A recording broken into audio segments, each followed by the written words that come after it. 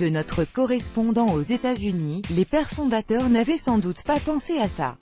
En pleine enquête du procureur spécial Robert Mueller, Donald Trump a pris les devants, lundi, jurant qu'il disposait d'un « droit absolu » de s'autogracier. Pour l'instant purement théorique, le débat fait rage à Washington. Comme cela a été stipulé par de nombreux spécialistes du droit, j'ai le droit absolu de me gracier, mais pourquoi le ferais-je alors que je n'ai rien à me reprocher, a écrit le président, après avoir juré que la nomination du procureur spécial, provoquée par le limogeage du patron du FBI James Comey, était anticonstitutionnelle.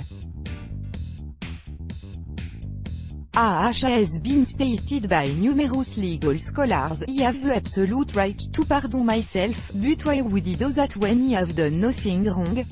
In the meantime, the never-ending witch hunt, led by three very angry and conflicted Democrats.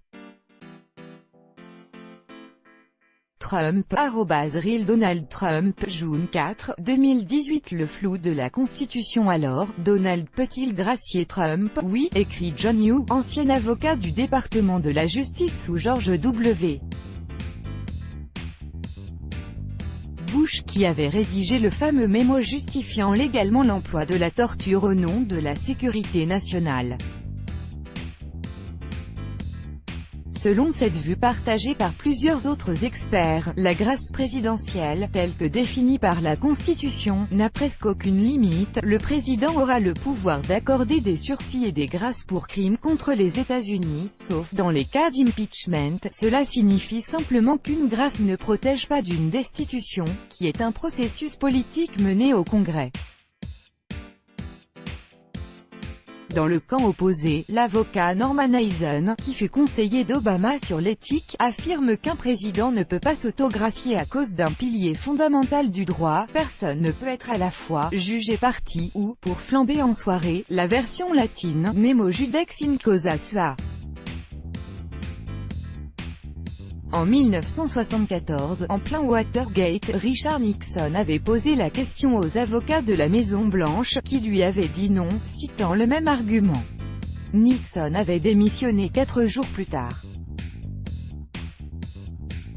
Théorie jamais testée. En pratique, il s'agit d'une zone grise car cette théorie n'a jamais été mise à l'épreuve, répond Chris Edelson, professeur de sciences politiques à l'American University de Washington. Aucun président n'a tenté quelque chose d'aussi incroyable.